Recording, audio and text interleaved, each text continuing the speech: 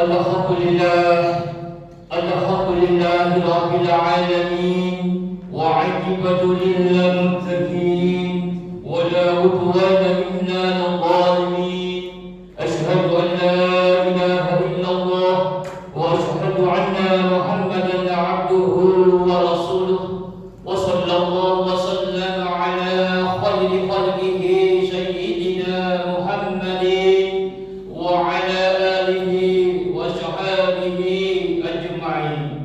Amma ba'du, fa ya ayyuhan nas ittaqullaha haqqa tuqatih wa la tamutunna illa wa antum muslimun. Hadirin sidang Jumat yang dimuliakan Allah, judul hari ini yaitu memperingati Hari Kemerdekaan Republik Indonesia yang ke-80. Segala puji kita panjatkan kepada Allah Subhanahu wa taala. Salawat dan salam semoga dilimpahkan Allah atas Nabi Muhammad sallallahu alaihi wasallam, para keluarga, sahabat dan umatnya sampai akhir zaman. Hari sidang Jumat yang dimuliakan Allah Subhanahu wa taala, pertama-tama marilah kita panjatkan puja puji syukur kepada Allah Subhanahu wa taala yang telah membebaskan kita dari cengkeraman kaum kolonialisme sejak diproklamasikan kemerdekaan pada tanggal 12 Agustus 1945.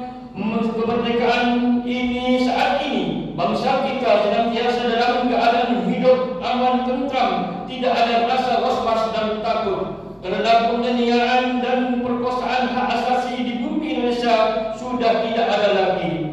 Semangat juang orang-orang tidak ada terdahulu tidak akan mencapai keberhasilan kemerdekaan kalau Allah tidak menurunkan rahmat-Nya kepada bangsa kita.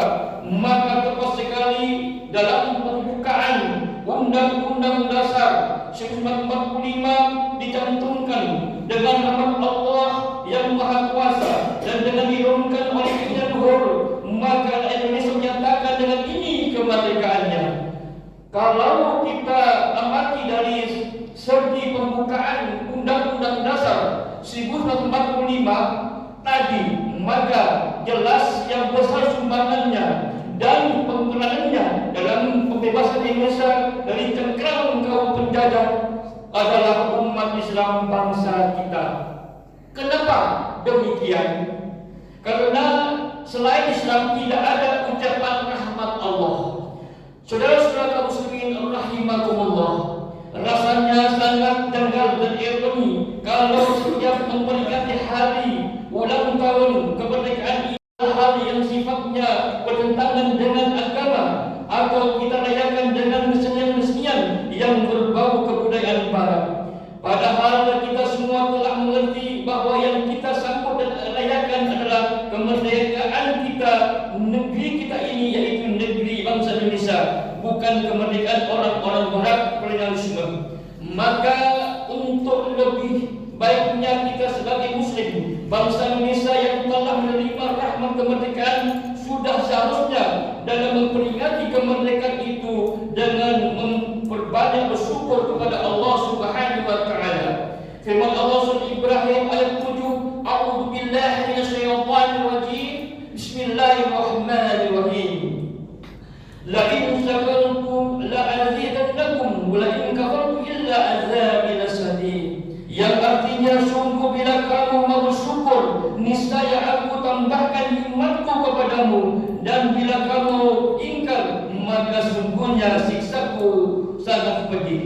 Dalam ayat tersebut Allah Subhanahu wa taala telah menjelaskan kepada kita bahwa kita yang menerima kenikmatan kemerdekaan ini, jika benar-benar kita syukuri, niscaya Allah akan menambahkan kenikmatan itu kepada kita. Pada umumnya yang namanya syukur itu mengucapkan alhamdulillah, atau kita berkumpul ramai-ramai tumpeng.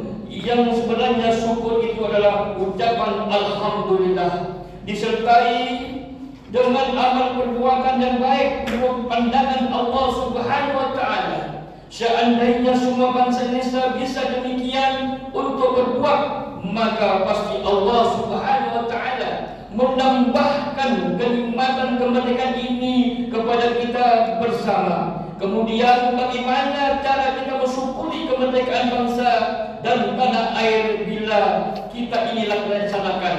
Secara umum yang penting mengisi kemerdekaan dengan hal-hal yang lebih baik dari masa-masa yang lalu. Kita bersama-sama berusaha sekuat mungkin berjuang demi keberjuangan bangsa dan negara dengan artian yang positif. Maka itu kita sebagai muslim dalam berpartisipasi membangun bangsa dan negara harus berdasarkan karena mensyukuri atas nikmat-nikmat Allah Subhanahu wa taala semata-mata. Hadirin sidang Jumat yang dimuliakan Allah Subhanahu wa taala. Kita sebagai bangsa Indonesia sangat beruntung sekali kalau dibanding dengan negara-negara lain. Di samping kemerdekaan, kita juga dapat menikmati negeri yang subur. Ini apa yang saja ditanami hasilnya memuaskan. Untuk beroleh kesadaran, kita harus menengok ke negeri-negeri lain. Sungguh banyak negeri yang tandus tidak dapat ditanami dan miskin dalam segala-galanya. Maka wajiblah bagi bangsa kita ini untuk mensyukuri akan semua itu. Karena mensyukuri nikmat-nikmat Allah Subhanahu wa taala itu bermanfaat atau kepentingan kita akan kembali kepada kita sendiri. Firman Allah surah Luqman ayat 12, A'udzu billahi minasyaitonir rajim. Bismillahirrahmanirrahim. Wa may yashkuru fa innama yashkuru li nafsihi. Yang artinya barang siapa yang bersyukur kepada Allah Subhanahu wa taala, maka hal yang demikian sesungguhnya ia mensyukuri dirinya sendiri. Maksud dari ayat tersebut mensyukuri kenikmatan Allah Subhanahu wa taala itu kebaikannya akan kembali kepada diri sendiri. Tetapi kalau semua itu kita ingkari, maka sangatlah mengkhawatirkan akan turunnya siksa Allah Subhanahu wa taala kepada kita bangsa Indonesia.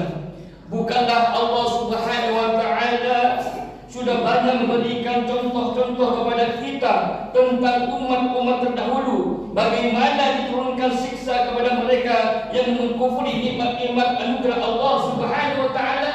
Maka itu marilah kita kaji kembali seperti yang dialami oleh bangsa Sabah, yaitu suatu bangsa yang besar di zaman ribuan tahun yang lalu sebelum Rasulullah SAW. Negeri Sabah yang beribu kota Maghrib diberi kelebihan oleh Allah Subhanahu wa taala.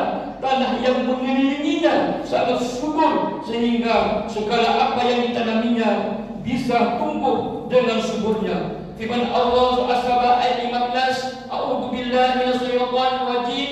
Bismillahirrahmanirrahim. Laqad kana lisaba'in fi masakinihim ayatu jannatayn an yamini wa shimal kulu min rizqi rabbikum washkuru lahu baldatun thayyibatun rabbul ghafur. Yang artinya sesungguhnya bagi kaum Sabah ada tanda kekuasaan Allah di tempat kediamannya mereka, yaitu dua kebun di sebelah kanan dan kiri. Maka makanlah kamu dari rezeki Tuhanmu dan bersyukurlah kepadamu. Negerimu adalah negeri yang baik dan Tuhan yang Maha Pengampun. Maksud kebun sebelah kanan dan kiri ialah kita kota Sabah ini yang terbelah dua oleh sebuah sungai yang besar. Kemudian sebelah kanan dan kiri sungai tadi terdapat tanah yang subur, sehingga tidak ada lagi orang yang miskin. Dan di dalamnya ayat itu juga menyebutkan bahwa Allah Subhanahu wa taala memberikan peringatan agar mau mensyukuri kenikmatan yang dianugerahkan oleh Allah Subhanahu wa taala kepada mereka yang berupa hasil bumi dan negeri yang baik. Hadirin sidang Jumat yang dimuliakan Allah Subhanahu wa taala. Sejarah tetap mencatat rupanya kemakmuran bangsa Sabah mendatangkan malapetaka besar disebabkan karena tidak mau mensyukuri nikmat-nikmat yang diterimanya. Allah Subhanahu wa taala memberikan kenikmatan dicampakkan begitu saja. Mereka lupa diri dan daratan. Kalau dahulu mereka terpuji karena keluhuran akhlaknya kepada Allah Subhanahu wa taala, pada akhirnya terjadilah pergeseran nilai membalik 180 derajat akhlaknya, dan moral yang baik berubah menjadi bejat, bahwa nafsunya sudah tak terkendalikan lagi. Bahkan mereka mulai percaya kepada selain Allah Subhanahu wa taala. Oleh kerana itulah maka Allah menurunkan siksa yang tak ada ampunan lagi bagi mereka. Firman Allah SWT ayat 16, A'udzubillahi minasyaitonir rajim. Bismillahirrahmanirrahim. فأرسلنا عليهم سيل العارم ويدلعهم بجنتيهم جنتين ذوات كلول من رحمة وأشجر وشيء من سدر قليل, yang artinya maka mereka berpaling, maka datangkan kepada mereka banjir yang besar, dan kami ganti kedua kebun mereka dengan kebun yang ditumbuhi pohon-pohon yang buahnya baik dan sedikit pohon bidara.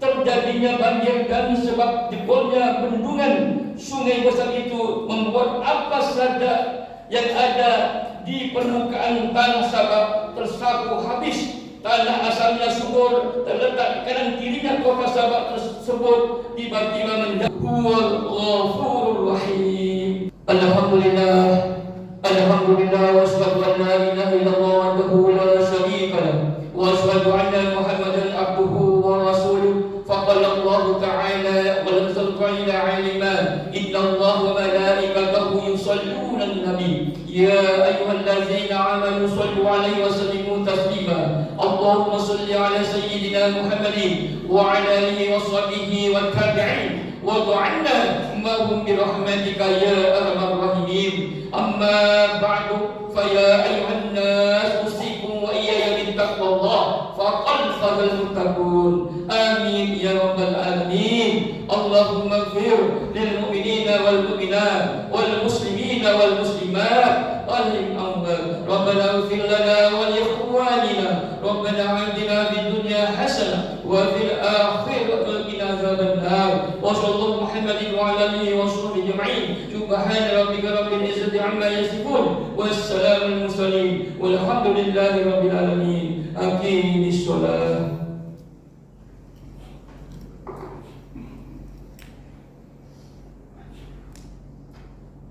Oh.